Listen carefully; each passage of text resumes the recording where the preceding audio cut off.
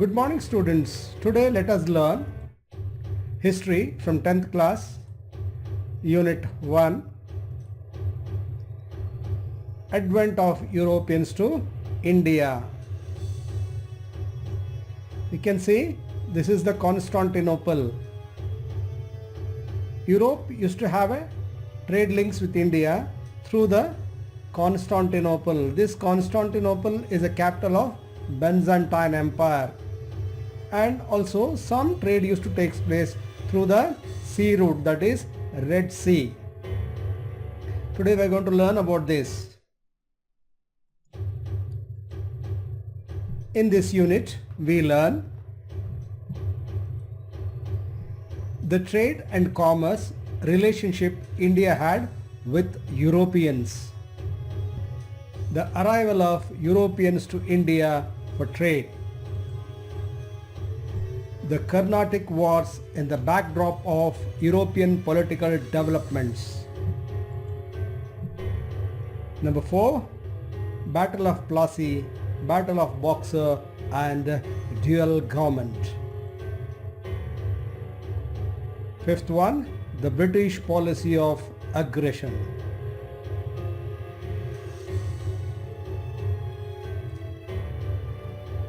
In this India map, you can see the colonies of European countries. You can see Portuguese colonies, British settlements, French settlements, Dutch settlements, Danish settlements. These are the European countries which had a colonies in our India. Introduction. There was a trade and commerce relationship between India and Europe since the ancient times. Prior to 16th century, there was a trade relationship between India and European countries. There was a great demand for Indian spices like pepper, cardamom, ginger and many other spices in Europe. The trade relationship continued between India and Europe and other Asian countries even during the Middle Ages also. Not in modern times, even Middle Ages also, India had a trade link with European countries. The Arab merchants carried the Asian merchandise into Constantinople of Eastern Roman Byzantine Empire. These are the spices. These are the main goods for the European trade, for which Europeans used to come to India to have a trade. So they used to have a trade from where? From Byzantine Empire. Here you can see here Byzantine Empire. This is a Byzantine Empire. It's called as Constantinople. Through this entire European trade with India is to take place. Constantinople this is.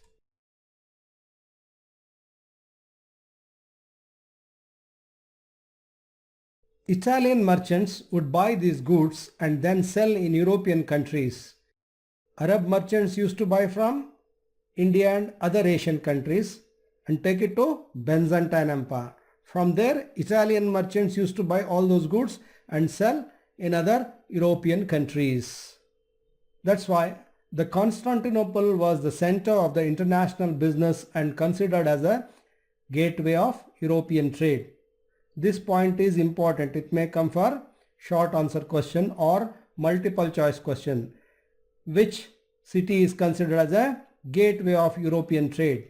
So Constantinople is considered as a gateway of European trade. While Arab merchants gained monopoly over while the Arab merchants gained the monopoly over the trade in Asian countries, the Italian traders had gained the monopoly over the trade in Europe. Monopoly means complete control. One man or one company is having complete control on a particular business is called as monopoly. In India and Asian countries, Arab countries had complete control over the spice trade, whereas in Europe, Italy had complete control over the spice trade. The merchandise from Asia had brought good profits to Italian merchants. Italian merchants greatly profited by Indian trade. You can see the trade scene in those days, how the trade used to take place. The fall of Constantinople. The trade and commerce between Asia and Europe was taking place through the city of Constantinople, capital of Byzantine Empire. Entire trade used to take place with India and other Asian countries with Europe through the Constantinople. An important event took place in 1453. Let us see what is that. The Ottoman Turks captured the city of Constantinople. Turks of Ottoman, they seized the Constantinople. As a result, all the trade routes connecting to the city of Constantinople came under the control of Turks.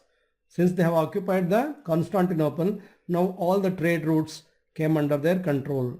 The Turks started laying too many taxes on the goods passing through these routes. After capturing Constantinople in 1453, the Turks started posing more and more tax. Now, Italian merchants or Arab merchants could not gain more profits in this trade.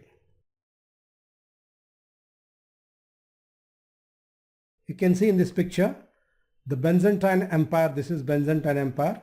These are Ottoman Turks, or a war scene you can see here. Ottoman Turks are fighting with the Byzantine soldiers. In this way, they captured Byzantine Empire. You can make out in olden days how the war used to take place.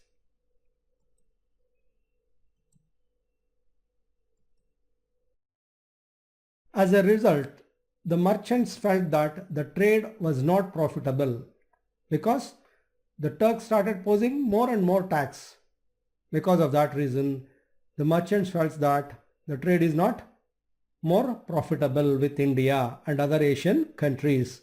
Meanwhile, Spain and Portugal were attempting to break the monopoly of Italian traders.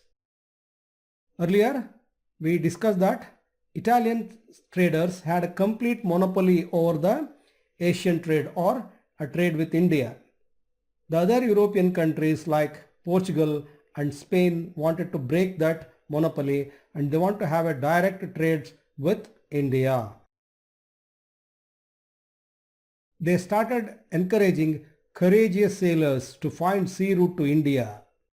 The invention of compass, astrolabe and gunpowder provided further impulse to these ventures. The Portugal and Spain, what they did? They encouraged courageous sailors to find out a sea route to India. What helped them to navigate to India, to find out a sea route to India? The invention of compass, astrolabe and gunpowder. We'll see what is astrolabe, what is gunpowder in our next slide. Here you can see the Prince of Portuguese encouraging the sailors to find out a sea route to India. Like this, they used to travel on unknown seas like this wooden ships, and they started finding a sea route to India. So here let us see what are the things which boosted the invention of sea route to or a discovery of sea route to India. It was around this time also that Renaissance movement gathered momentum. Renaissance means new birth, new hope, new way of thinking. Geographical and navigational information started getting exchanged. Renaissance means new way of thinking, new birth, new inventions started taking place during this period. Now all the information, whatever the countries had, they started exchanging with each other. In mention of navigational devices such as compass, astrolabe and maps, gunpowder encouraged sailors to be adventurous and explore the various turbulent sea routes. Turbulent sea routes means violent sea routes. Earlier days, it was very difficult to travel on the sea because they don't know where they are going. They never had GPS, all those things in those days. So now, invention of compass. Always compass shows the north direction. And astrolabe. What is astrolabe? We'll see the picture. Maps. Designing of a development of a maps, and also gunpowder to fight with enemies. So these things helped to find out a sea route to India by the adventurous sailors. You can see this is astrolabe. With the help of this, they used to find out the stars. According to that, they used to map, they used to find out the route on the sea. Because sea is a big ocean. Once you enter into the sea, all around you there will be water. You can't see anything else. So that's why this astrolabe helps them to navigate with the help of stars to a particular direction. You can see in the picture, these are the maps developed in those days. This is a world map developed during that period. A new sea route to India. Vasco da Gama, the Portuguese sailor who left Lisbon, Lisbon is in Portugal, and reached Kapadu. Kapadu is in present Kerala in India, South India, near Calicut on the east coast of India in 1498. By this, he was successful in discovering a new sea route to India.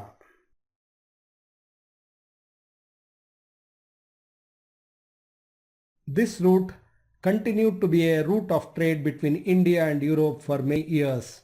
Whatever the Vasco da Gama discovered a sea route to India, that was followed by other European countries for many years.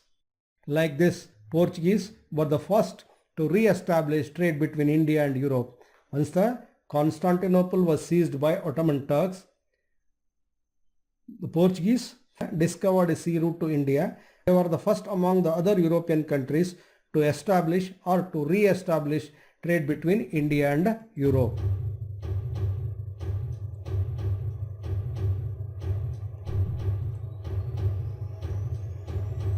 You can see he is Vasco da Gama, who came from Lisbon. Lisbon is here. You can see Lisbon. This is a Lisbon where star mark is there now. This is Lisbon. This is Portugal. From here he traveled like this and reached Cape of Good Hope. Cape of Good Hope here. From here, with the help of other Indian sailors, he reached Calicut. He reached Calicut. You can see here, he is Vasco da Gama. He is a Portugal sailor. He started from Lisbon in Portugal, and like this he started, and he reached Cape of Good Hope in the southern tip of Africa, and with the help of Indian sailors he came and reached Calicut. So today we'll stop here. In my next lesson, let us see how the European powers like Portuguese, Dutch, French and English, Danish, all these countries came as a traders to India, and they settled on India, and they became a political power, and they started ruling different parts of the India. That we'll see in our next video. Thank you very much for watching my video. Like, share and subscribe. Thank you. Bye. See you.